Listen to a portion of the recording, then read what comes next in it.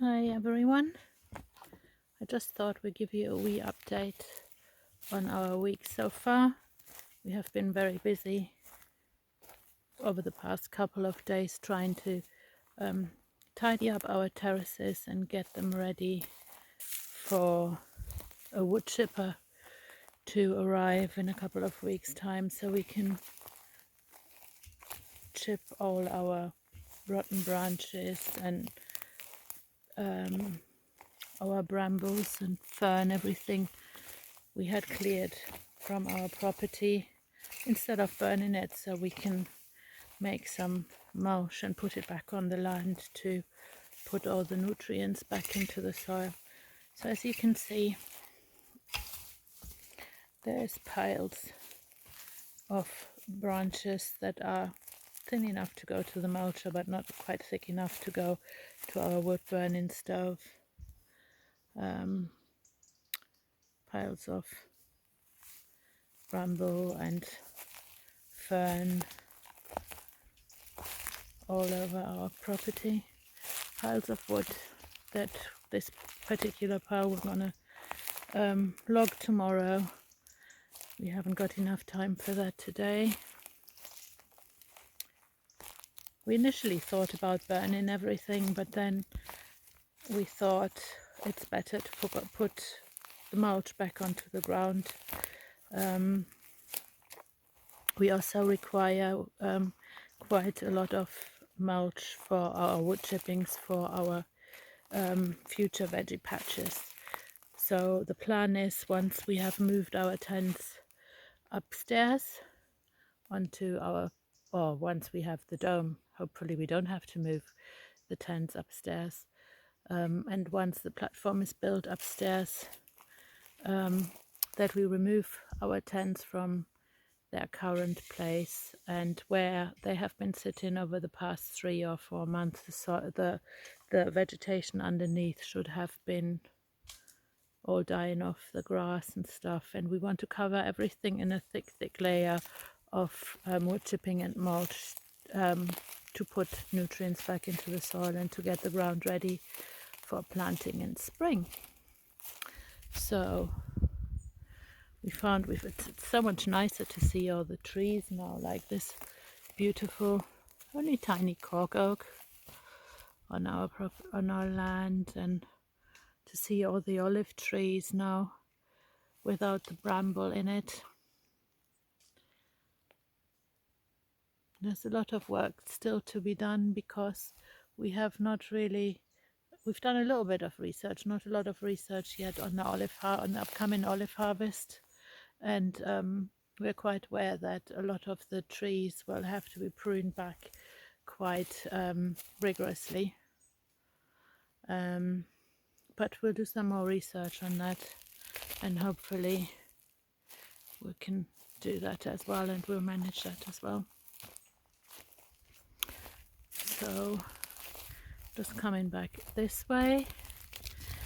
Tomorrow we're gonna attack the terrace up here. I'm not sure I can go up this way. I just think now this is cleared. There's a little way up here, hopefully. I'm just gonna try this one on. Let's see how we get up here. Sorry guys if I stumble like I normally do. Oops, that's me caught on some bramble. Ooh.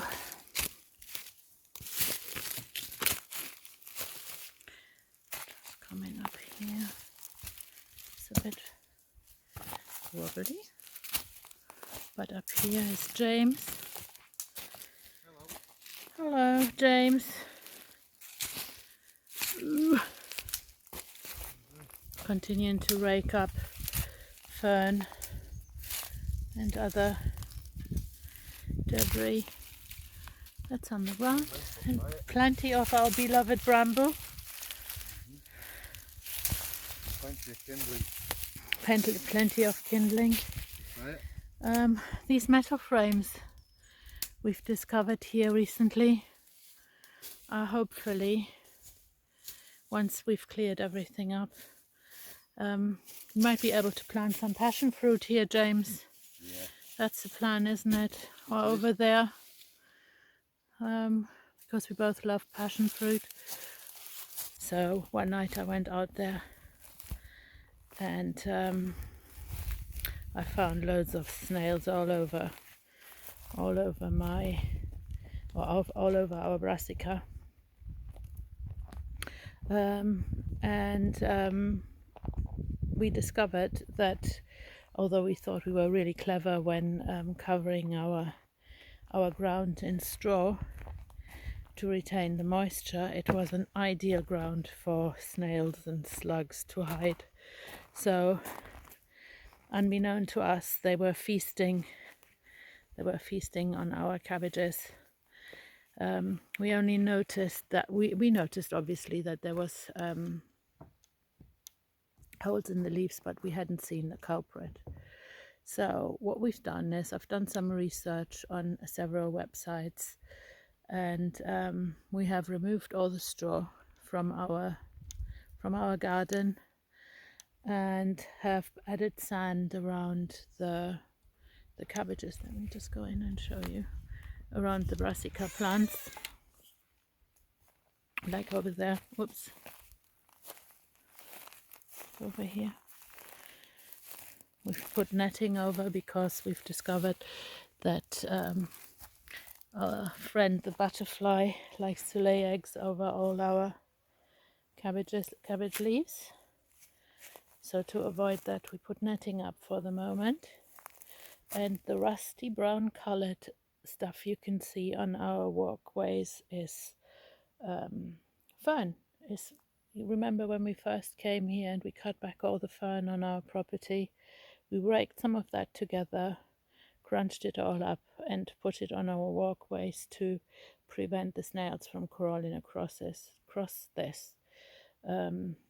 Some research on some German sites told us that snails and slugs absolutely hate the jaggediness of the fern. So before we put the net up, we brassicas again. The snails and slugs hate garlic, so hopefully they'll grow, and that'll help us a little bit to keep our food for us and not to let, like butterflies and slugs and things feast on them. Ooh. Our beetroot seems to be doing all right at the minute. All our garden is a bit trial and error really, because I've not done much gardening before. It's our beans, our lettuces, and this area that we have extended up here, we need to dig up over the next few days, is for some spinach. We have also started a little herb garden. I have sown a lot of seeds for thyme and things like that in my seed tray, and the plan is to have a little kitchen garden up here, because I'll show you where that is going to go, because this is where our kitchen is going to go once we have started to build it. We went to see Peter the other day, our lovely wood supplier, to purchase some reed and some large wood and other items to build a wee bathroom, a wee shower up here. Oh, there's James again. Oh.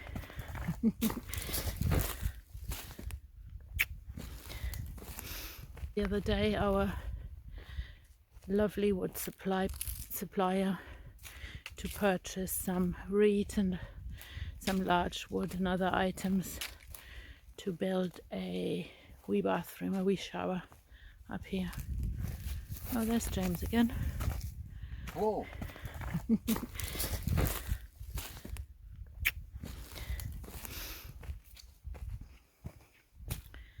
makes a trip to the fridge quite a trip every day, so I make sure I don't forget anything when I come up here, so I don't have to come up here like every 2 minutes.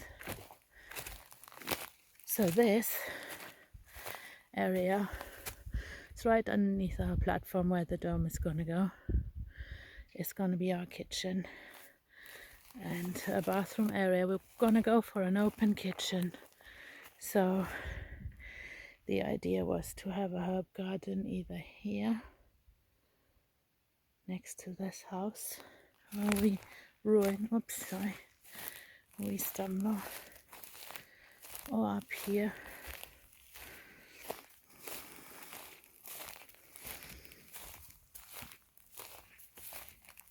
Next to this olive tree.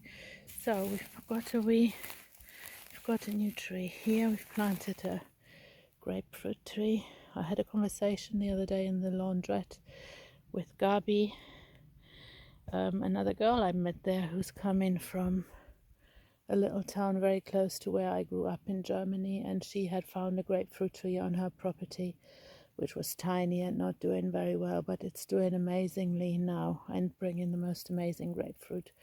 So we're going to try that because I absolutely adore grapefruit, and so does James.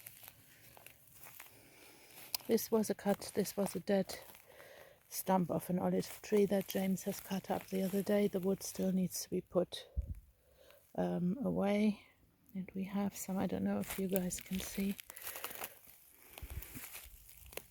some peri-peri chilies growing here. They look a bit sad. I think they need a little bit more. Well, James has just watered them by the looks of it. And also our thyme is looking a bit sad today. But hopefully thyme quite likes it in the sun and poor soil. Actually, it looks way better than it did yesterday. So hopefully they will take. And this all needs, as you can see, a good tidy up. Nick from Destino, Portugal, and I added a little bit more cinnamon to this batch. And Nick, you were absolutely right. It tastes really, really delicious now. So I made some more compote, and at the minute I am boiling up the peels and the cores of the quince to make jelly. And the pectin in the fruit that's stored in the cores and stuff is helping to set the quince. So I need to the quince jelly. So I need to add way less sugar than I probably would normally have to if I would just use the fruit. Also, what I'm gonna do later is I'm gonna marinate some olives. I keep on buying olives on the market, you know, big ladlefuls of the local olives. I've tried various things to marinate them in garlic, olive oil, a little bit of black pepper and lemon peel, for example. But I want today try some orange peel, some garlic, some olive oil, a little bit of salt and a little bit of black pepper, and then some of my thyme up there, and see how that goes. So hopefully that'll go well. I report back on that. It's our wee little camp. James is filling up our watering cans up there from our borehole. Hopefully our tank will arrive soon, that we can have the tank up here and then pump the water up here and have a bit more practical access to water than we have now. I mean, we're really grateful for the water we have. It made a huge difference to our daily life to just be able to fill up our water and not having to go into the village to get drinking water and everything. So let me just show you. This is what the peels look like at the moment, and I will strain them in a minute through a sieve, and then I will add a little bit of sugar and I will boil them up draw them in about halfway, I reckon. And then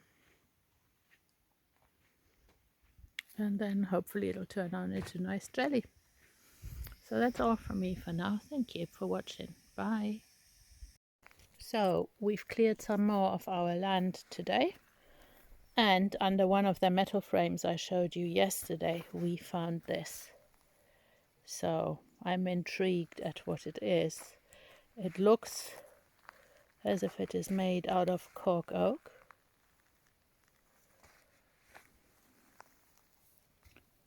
So you can see.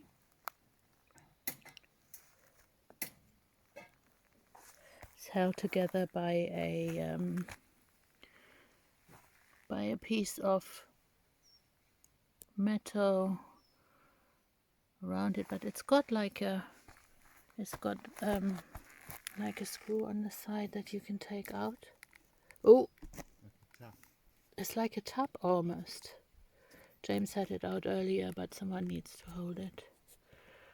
You would have to hold it because I don't want to just yank it out. It looks like it had a lid at some point because there is the holes for a lid, or James is just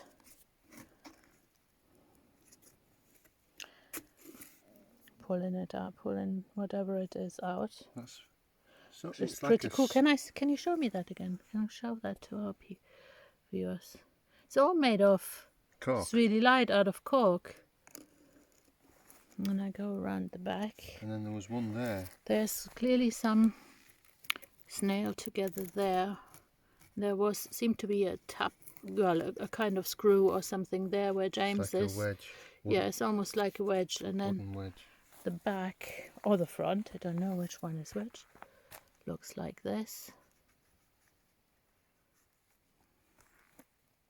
And this was part of the cross, like that there. What, on the inside? On the inside. Yes. So that went across to that side, but it's rotten. It's just falling apart. It's falling apart. If anybody knows what it could have been, what it could have been, or what it was used for, please let us know. Was it an old beehive? We are intrigued what it might be. Was it to carry something in it? I think so. And you could maybe open the bottom with them things? If you pulled that out? I don't know. So it would be great if anybody knows what this is, if you could let us know. Thank you.